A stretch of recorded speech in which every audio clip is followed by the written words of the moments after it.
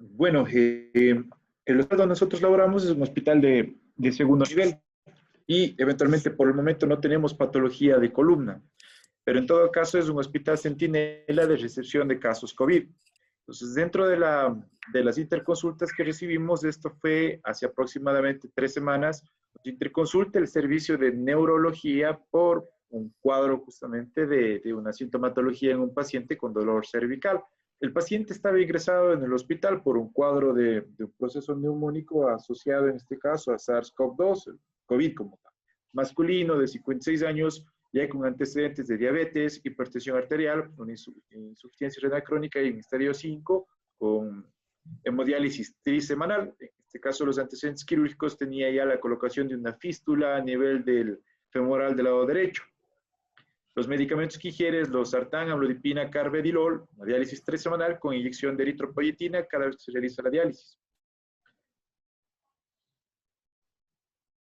La interconsulta se debe a un dolor cervical y a un deterioro neurológico según la historia clínica de un mes de evolución previo al ingreso al paciente hacia el área de hospitalización. En primera instancia, el deterioro fue en miembros superiores y eventualmente progresó hacia miembros inferiores. No hubo un desencadenante previo, eventos traumáticos, accidentes, ni ningún tipo de actividad que justifique este tipo de déficit. No hubo un tratamiento previo, tampoco un diagnóstico como tal. El paciente, como habíamos mencionado, ingresa a hospitalización por el cuadro respiratorio que estaba en manejo, pero la sintomatología también progresa y ese fue el motivo de la interconsulta al servicio de neurología, quienes nos solicitan también una revisión al servicio de traumatología. Dentro de la revisión de estado de sistemas, de aparatos y sistemas, pues no hubo ninguna patología aparte de las mencionadas. Y en el examen físico ya un paciente caquético con astenia, tiene la fístula en el lado femoral del lado derecho, en este momento tenía una hemodinamia estable. Con respecto al estado neurológico, los pares craneales no había patología, los signos meningios también no eran patológicos, cerebrales, únicamente lo que se pudo realizar de acuerdo a la disminución de las parejas que tenía el paciente, no eran patológicos, no se evaluó el paciente en marcha. En este caso, la evaluación de la fuerza, que es lo más importante, que es el déficit más importante en este paciente, tenía un déficit ya en C5, C6, en el lado derecho de 3/5, según la escala de Denis, y 2/5 hacia el lado izquierdo. La patología sensitiva, mejor dicho, no había una patología sensitiva como tal, existía un Hoffman bilateral, y los reflejos estaban, en este caso, aumentados, el bicipital, el tricipital y el estilo radial. Sobre todo el reflejo bicipital. En miembros inferiores, el nivel también era de parecidas a nivel de L3, L4, 3,5 del lado derecho y 3,5 del lado izquierdo. Igual la parte sensitiva no se mostraba afectación con reflejos osteotendinosos aumentados de rotuliano y el aquileo también. En este caso, un Babinski del lado derecho, en el lado izquierdo no era real. Igual se realizó OPG e Israel, pues simulaba un movimiento no de abanico, pero tampoco de flexión. Era un indiferente, para mencionarlo de esa forma. El laboratorio, al momento del diagnóstico, mostraba justamente un aumento leve, borderline de los leucocitos, con desviación hacia la izquierda de los neutrófilos. Había ya un proceso anémico, en este caso crónico, asociado a la patología de base. PCR cuantitativo estaba elevado y la interleuquina también, pero tener en cuenta que el paciente tenía de base un proceso inflamatorio también por la fístula y por el proceso respiratorio que tiene. La procalcitonina estaba bastante elevado, 3,77. Y estas son las imágenes iniciales del paciente como tal. Esperá despacito. Y se fue. Bien, Entonces, ¿alguien ve algo?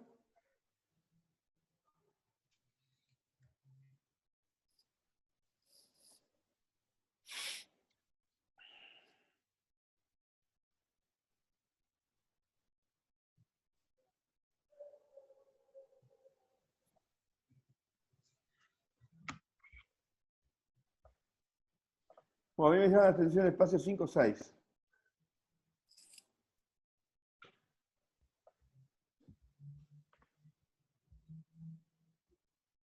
5-6, 6-7. 6-7. 5-6. 5-6. 5-6. Bien, a ver, mostremos.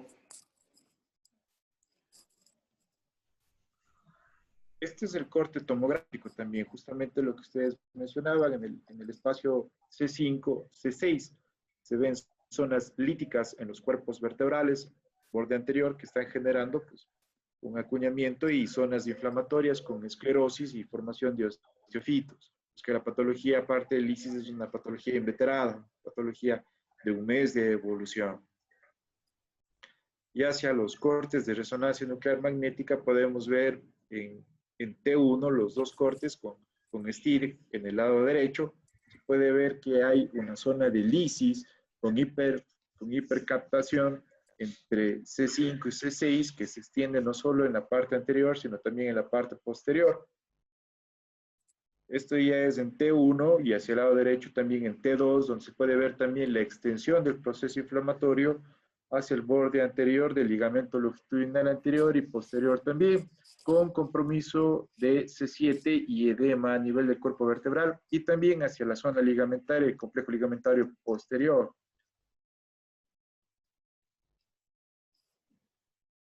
Estos son otros cortes, se puede ver también ya la confluencia del proceso, la hipercaptación en T2 y la hipocaptación en T1, que compromete C5, C6, básicamente con lisis de los platillos inferior de C5, superior de T6 y edema a nivel de C7. Ya en los cortes axiales a nivel de la zona de lesión. Pronto alguien quiere mencionar algo, alguna opinión.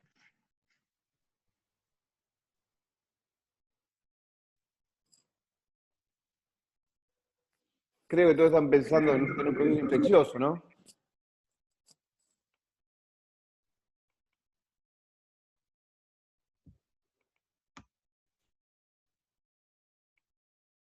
Le describo lo que más o menos nosotros pudimos encontrar. Bueno, en el corte sagital se ve que estamos en el corte entre C5 y C6, en la zona propia de la lesión. Corte axial que no es el más adecuado. Se puede ver la lisis del disco como tal y también fragmentos óseos y están generando una zona de compresión tecal a nivel de la parte volar, de la parte medular cervical, generando un absceso a nivel peridural anterior. También se puede ver en el corte axial en T2 que existe un compromiso hacia el plano muscular del lado derecho, para vertebrales derechos, teniendo en cuenta también una hipercaptación. Entonces se trataría, según la descripción, según los hallazgos de laboratorio y la sintomatología del paciente, de una espondilodicitis C5-C6 con complicación de absceso peridural C5-C6 volar. Hay imágenes un poquito más distales, donde también se puede ver el deterioro de las estructuras osteoarticulares, en este caso del disco también. Este disco es un poco más bajo, es C6, C7. Y el cuerpo vertebral de C7, que también tiene un edema que se ratifica en el corte en T2 con STIR. Y compromiso también de la parte ligamentaria a nivel posterior y aparentemente también de las espinosas a nivel posterior. Se puede ver la extensión del proceso inflamatorio hacia el ligamento longitudinal anterior, que genera también hacia las vértebras adyacentes proximales y distales.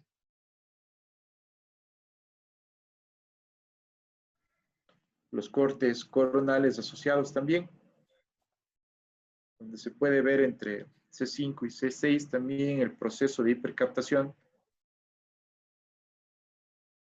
hacia la zona medial ecuatorial de C5, C6 y el disco intervertebral, donde se ve también un colapso, y hacia la parte posterior.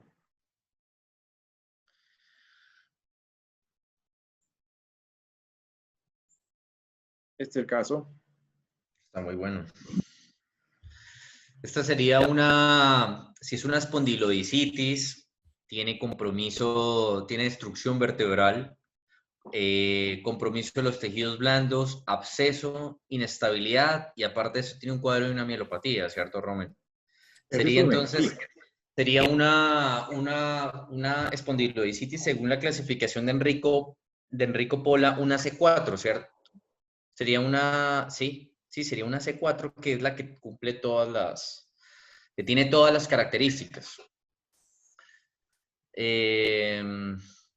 Yo pensaría, pues, para abordarla, me parece que, bueno, primero, pues, tendría que retirar todo eso, lavarlo. Me parece que haría una vía anterior, porque es la que me ofrece una mejor descompresión. Sin embargo, pues es una zona bastante distal en la columna cervical, ¿no? Pero me parece que este paciente yo lo abordaría por anterior, le colocaría una celda, retirando el cuerpo de C5, de C6, y le pondría de pronto una placa por anterior, ¿sí? Pero me llama la atención que la parte posterior también está comprometida, ¿no? Tiene un edema ahí a nivel de la parte paravertebral. Pero bueno, creo que ese sería como mi abordaje, ¿no? Eh, Descomprimirlo, lavarlo y estabilizarlo. Ricardo, no entendí tu Sí. duda por el nivel, porque es muy bajo. Doc, por lo que ayer estábamos hablando en un paciente, casualmente que en la unión cervicotorácica tenía Claro, compromiso bueno. a nivel de esta unión. No, Entonces, no, pero esa disquisición es en la charnela cérvico-torácica. sí, Eh, pero acá estamos sobre, y acá estamos en C5, C6. sí, Uno de los correcto. discos más afectados por la gran mayoría de las patologías. Uno de los niveles más afectados por la gran mayoría de las patologías traumáticas, eh, degenerativas, infecciosas. La vía anterior no tiene problema acá. Creo que la duda sería si parar en C7 o si tomar también C7, por el edema ese que tiene. Y luego lo posterior es edema todavía. Tiene No hay, demasiado. no hay un proceso, una colección infecciosa en la gotera eh, vertebral. Tiene un absceso prevertebral que, bueno, obviamente lo vamos a tratar cuando hagamos el abordaje anterior. Y luego, eh, la, el cuadro neurológico lo está dando, el absceso, y ese absceso es mejor a nivel cervical.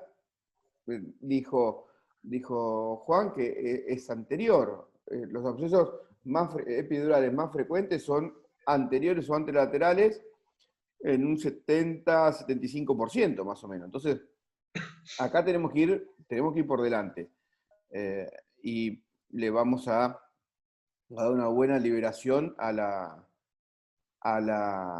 médula, que es lo que vamos a buscar. El resto se va a tratar con antibiótico, que es el tratamiento real de las infecciones, ¿no?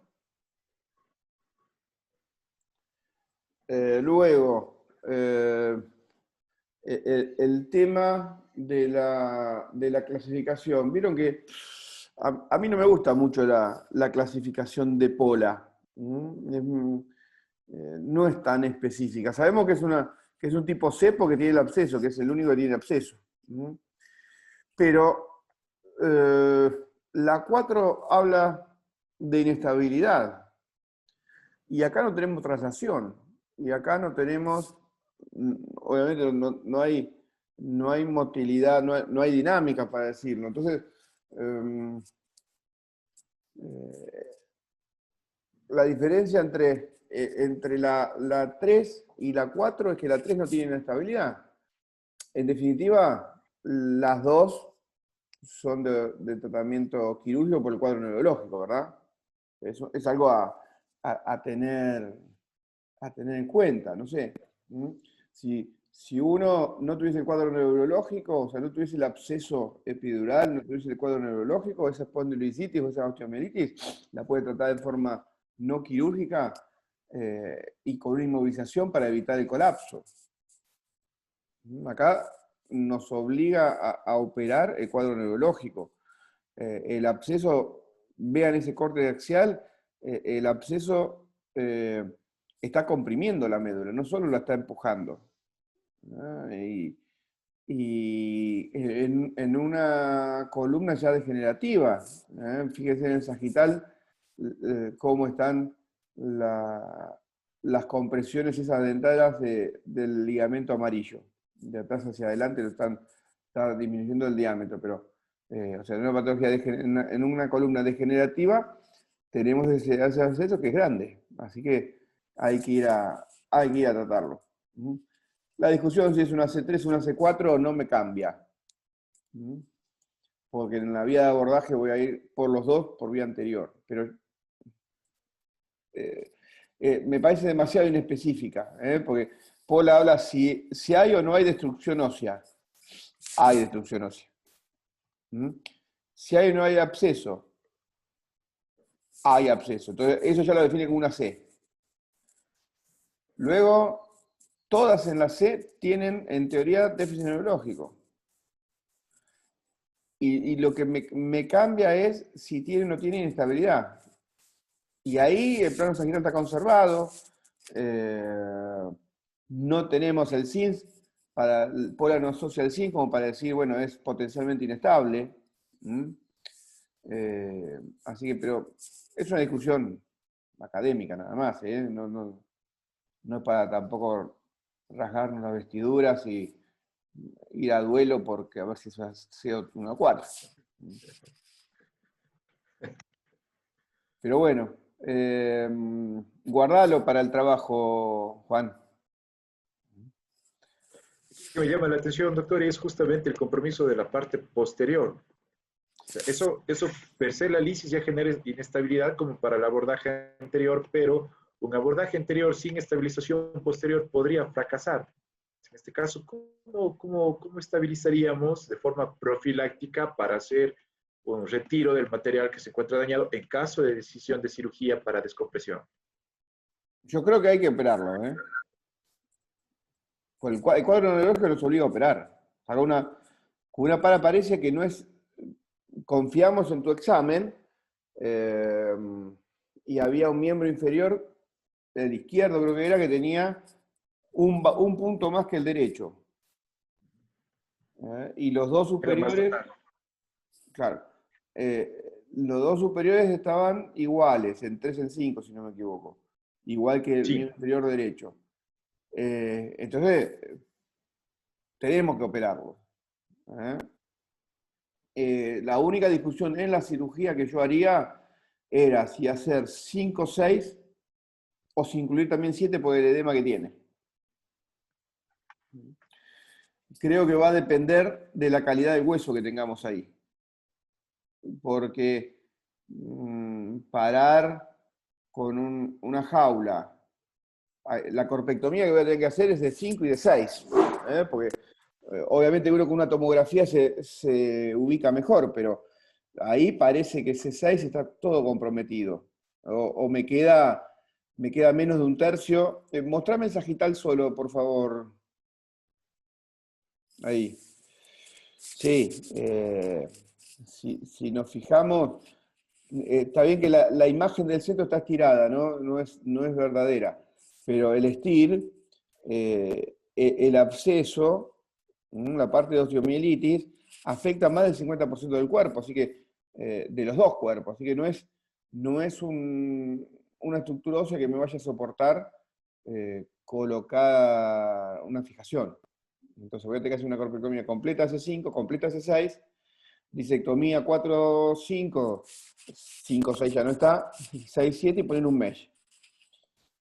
Esa jaula va a tener que ser sostenida con una placa. Y esos tornillos C7 no sé cómo me van a tomar. Si tengo buen agarre, el T2 no parece estar tan afectado C7 como si está en el STIR. Si tengo buen agarre, con la inmovilización posterior y el tratado de antibiótico con antibiótico de la infección, creo que va a andar bien. El resto, esa inflamación la voy a tener que controlar y ahí voy a ver si si es necesario o no, hacer un abordaje combinado, pero yo creo que no. En principio no. Me parece que es edema nada más.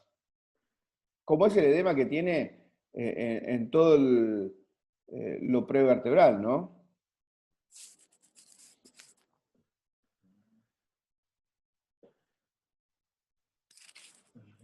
¿Vos, Cuba, qué opinás?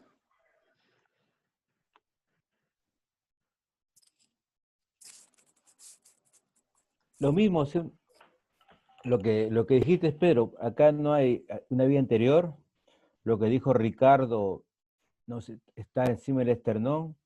T1 me parece que no está comprometido. Lo que va a sostener, lo que va a fijar bien, en este caso, la placa, ¿no? Con este caso, con la jaula, ¿no? Más bien el tema del injerto, Pedro, ahí sí sería el injerto alcanzaría, eso sería mi duda.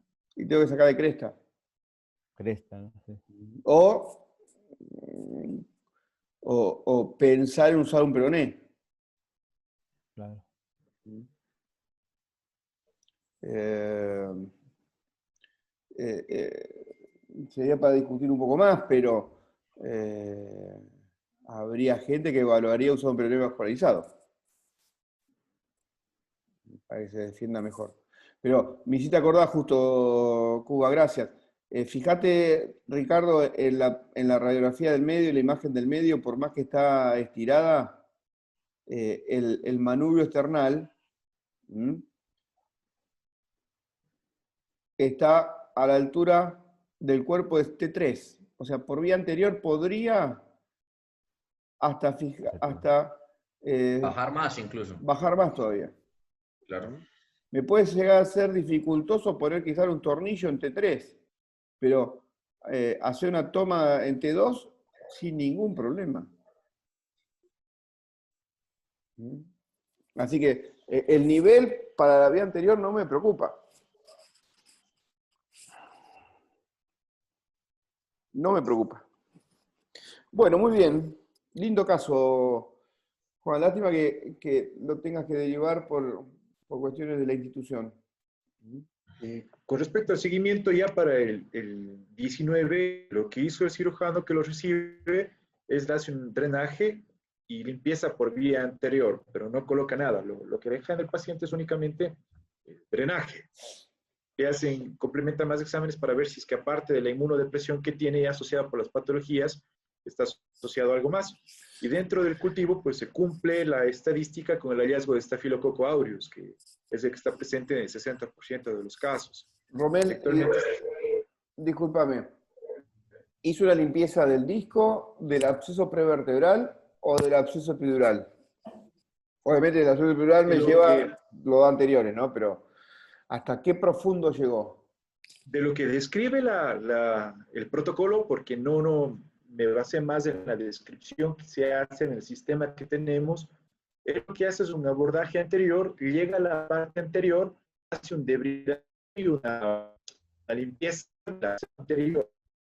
No describe que se haya hecho una disectomía para directamente hacia la vertebral. Es una únicamente de la parte prevertebral. Bien, entonces, y no tenemos ninguna imagen entonces post. No hay ninguna al momento del postquirúrgico. Es lo que yo pedí que le realicen para poderle dar seguimiento, pero no está generado ningún tipo de estabilización, ni anterior ni posterior. Lo que se hizo es únicamente un abordaje para un drenaje. A ver, volvamos a los sagitales que teníamos, o al axial, es lo mismo, cualquiera.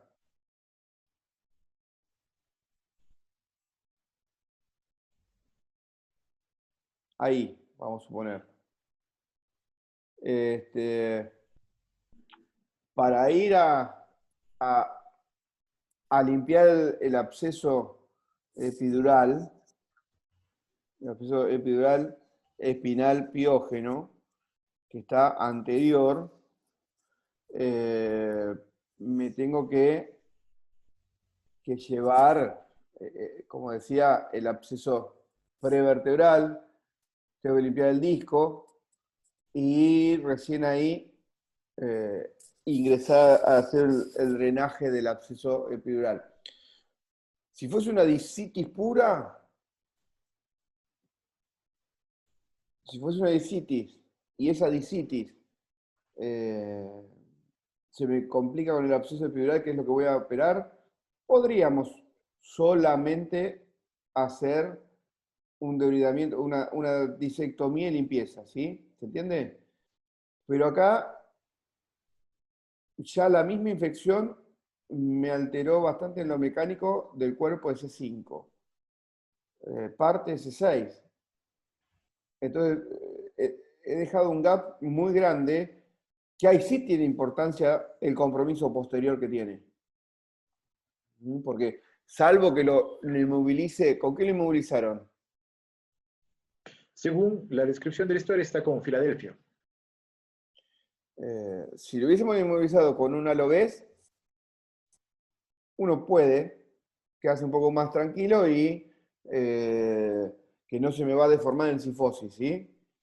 Y esperar que el tratamiento de la osteomielitis haga por lo menos una resolución fibrosa que me mantenga la estabilidad. Con un Filadelfia no me quedaría. Obviamente mejor el Filadelfia que un Jans y mejor que nada, ¿no? Pero no me quedo muy seguro. Más que el paciente se lo retira, la higiene y el afeitado hace que esté un tiempo largo sin el collar, y no tengo, ahí sí, la estructura anterior que dejé no es buena y la posterior tampoco. Eso me daría un poco de temor. Pero bueno,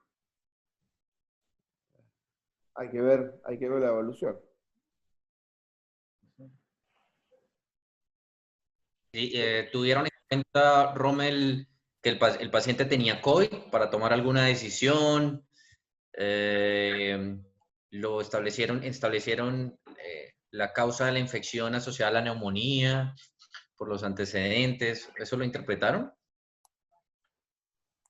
Entiendo que la patología ya tenía previo aproximadamente un mes de la descripción del paciente.